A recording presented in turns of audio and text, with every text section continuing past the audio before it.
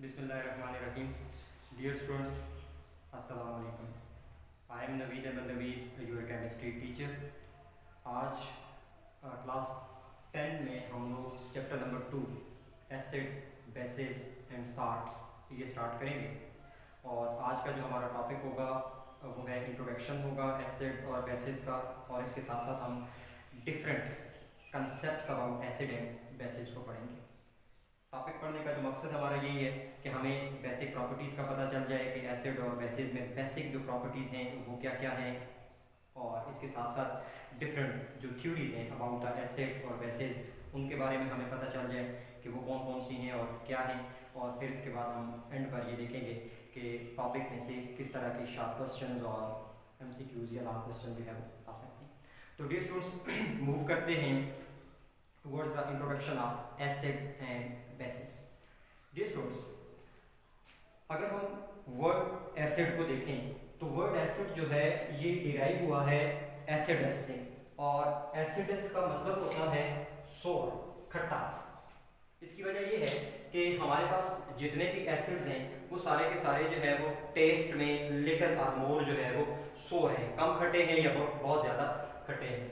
जबकि जो हमारे पास बेसिस होते हैं इनका जो टेस्ट है नॉर्मली ये बिटर होता है, कड़वा होता है। इसके अलावा बेटा जो एसिड है इनकी एक बेसिक प्रॉपर्टी ये है कि ये ब्लू लिटमस पेपर को रेड में कन्वर्ट कर देते हैं, और रेड लिटमस पर इनका किसी किस्म का कोई इफेक्ट नहीं होता।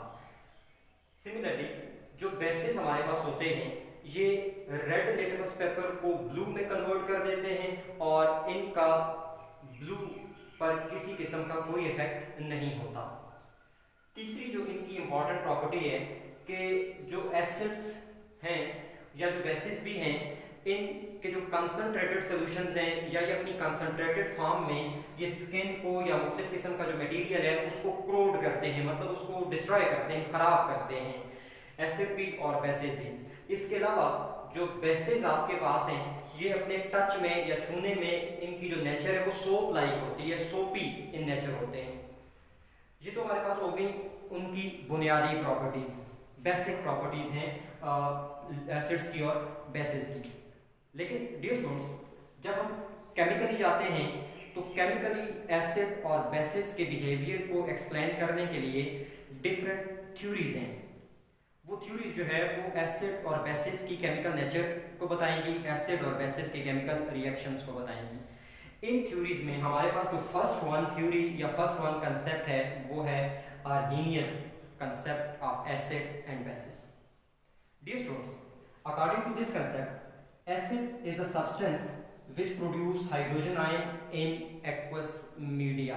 Dear students, गौर से सुनना है। हमने कहा है कि acid is a substance which produce hydrogen ion H positive in aqueous media. Now what is meant by aqueous media? तो dear student, ये जो word aqueous है ये aqua से निकला है। This is derived from aqua and aqua mean water. तो इसका मतलब ये हुआ कि एसिड वो सब्सटेंस है जो जिसको जब हम वाटर में जिसका सॉल्यूशन बनाएंगे तो वो क्या प्रोड्यूस करेगी? हाइड्रोजन आयन प्रोड्यूस करेगी। सिमिलरली इसकी एग्जांपल आप देख लें। Let's say if you have HCl, this is an acid. अगर हम इसका सॉल्यूशन वाटर में बनाते हैं तो HCl is dissociated into hydrogen ion and chloride ion. As you can see HCl produces hydrogen ion in aqueous media, so according to Arrhenius concept, this is an acid. Similarly, if we have H2SO4, अगर इस H2SO4 का solution हम prepare कर लें water में तो H2SO4 also dissociated into hydrogen ion and sulfate ion. As you can also see कि acid H2SO4 जो है वो एक्वस मीडिया में हाइड्रोजन आयन प्रोड्यूस कर रहा है, तो अकॉर्डिंग टू आर्हेनियस कंसेप्ट ये भी क्या है? एसिड है। तो ऑल दो substances which produce one or more hydrogen ion in aqueous media in aqueous solution is called as acid according to Arrhenius concept. Dear students, according to the Arrhenius concept, bases are the substances which produces hydroxyl ion. OH negative is called as hydroxyl ion. और वो भी कहाँ पे? In aqueous medium. Aqueous medium में जो चीज hydroxyl ion, one or more hydroxyl ion produce करेगी, वो अकॉर्डिंग टू आर्हेनियस कंसेप्ट क्या होगी? बेसेस होंगी। एग्जांपल देख लेते हैं। Let we have NaH, sodium hydroxide. Dear students, if we prepare a solution of sodium hydroxide in water, this sodium hydroxide dissociated into sodium ion and hydroxyl ion. And similarly, if we have calcium hydroxide, this calcium hydroxide dissociated into calcium ion and hydroxyl ion.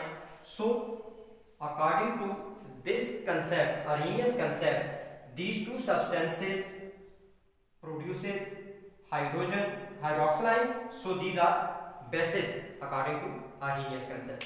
तो जितनी भी चीजें जो aqueous media में hydrogen ion produce करेंगी वो acid होंगी, और जितनी भी चीजें एक्वस मीडिया में हाइड्रोक्सिल आयन प्रोड्यूस करेंगी वो बेसिस होंगी। किस कंसेप्ट के मुताबिक? आर्हेनियस कंसेप्ट के मुताबिक।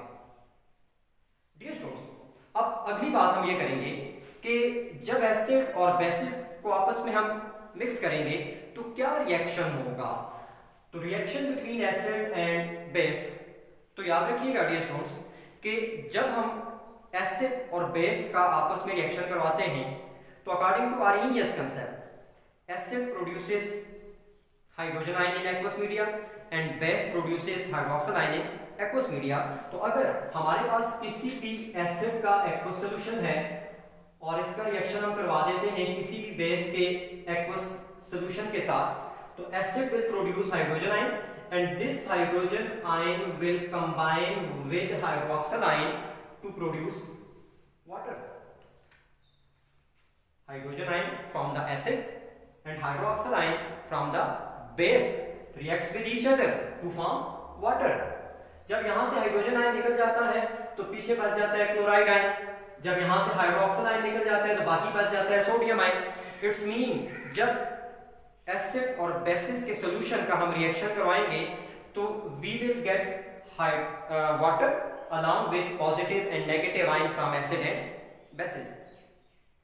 Similarly, another reaction you can see H2SO4 plus CaOH twice, sulphuric acid and calcium hydroxide, इनके रिएक्शन में भी वही काम हो रहा है कि हाइड्रोजन आयन आएंगे from sulphuric acid, hydroxyl ion आएंगे फ्रॉम कैल्शियम हाइड्रोक्साइड। ये दोनों आपस में रिएक्ट करेंगे and we will get 2 mole of water along with calcium ion and sulphate ion in the solution. तो ये हमारे पास हो गया एसिड और बेस का रिएक्शन। डियर स्टूडेंट्स, आखिर में अब हम देख लेते हैं आर्हेनियस कंसेप्ट की लिमिटेशंस, इसमें कमियां क्या हैं या इसमें खामियां क्या हैं। तो सबसे पहली इसकी जो लिमिटेशन है, सबसे पहली इसकी जो कमी है वो ये है बेटा कि Arrhenius concept only deals with aqueous media. आप देख सकते हैं कि हमने जो डेफिनेशन एसिड और बेस की लिखी है तो हमने क्लियर कट उसमें जो है वो लिखा हुआ है कि अगर हाइड्रोजन आयन प्रोड्यूस कर रही है कोई चीज एक्वस मीडिया में या हाइड्रोक्सिल आयन प्रोड्यूस कर रही है कोई चीज एक्वस मीडिया में, तो फिर ये एसिड और बेस है।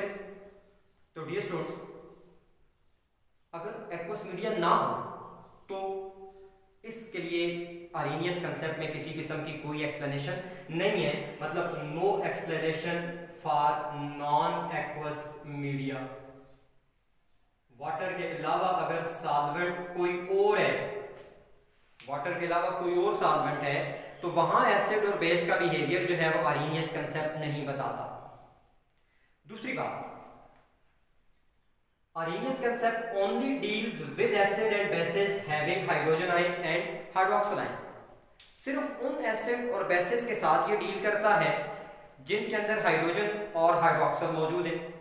हमारे पास बहुत सारे ऐसे एसिड्स हैं जिनमें हाइड्रोजन नहीं है, बहुत सारे ऐसे बेसिस हैं जिनमें हाइड्रोक्सिल आयन नहीं है, लेकिन इसके बावजूद वो एसिड भी है और बेसिस भी हैं, but there is no explanation in Arrhenius concept for such acid and bases. तो डियर स्टूडेंट्स, ये हमारा आज का टॉपिक था Arrhenius concept। अब इससे रिलेटेड जो है वो हम लोग MCQs जो है वो देख लेते हैं कि किस तरह का MCQs आपको आ सकता है। Question is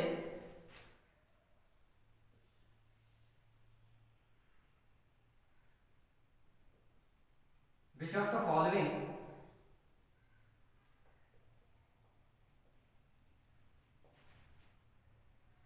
is not an Arrhenius acid? Option A HCl, option B H2SO4, option C HNO3 and option D BF3। Dear students, पूछ रहा है कि कौन सा Arrhenius कंसेप्ट के मुताबिक एसिड नहीं है, which is not an acid according to Arrhenius concept. अभी हमने कहा है कि Arrhenius कंसेप्ट के मुताबिक हर वो चीज जो एक्वस मीडिया में हाइड्रोजन आयन देगी या जिसके पास हाइड्रोजन आयन होगा तो वो एसिड है। आप देख लें, HCl contain hydrogen ion, H2SO4 contain hydrogen ion, HNO3 contain hydrogen ion. Only BF3 doesn't contain any hydrogen ion but it is an acid। so according to Arrhenius concept BF3 जो है वो acid नहीं है, बाकी सारे के सारे क्या है, एसिड है। इसी तरह से आपको शॉर्ट क्वेश्चन पूछा जा सकता है कि write down the limitation of Arrhenius concept or define acid or bases according to Arrhenius concept। I hope dear students आपको टॉपिक अच्छी तरह से समझ आ गया होगा। Thank you so much.